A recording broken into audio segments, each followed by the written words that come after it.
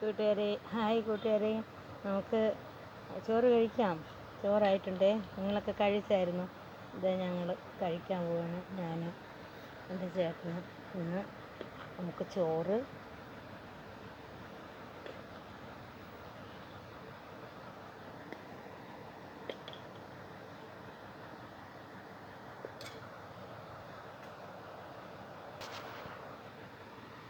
പയറ് തോരനാണ്.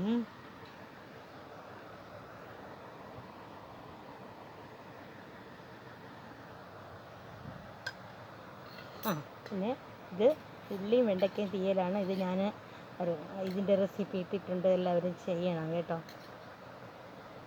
പിന്നെ വറുത്തതാണ്. ഞങ്ങളുടെ ഇവിടെ കൊഴിയാളാന്നാണ് പറയുന്നത് കേട്ടോ. വറുത്തതാണ്.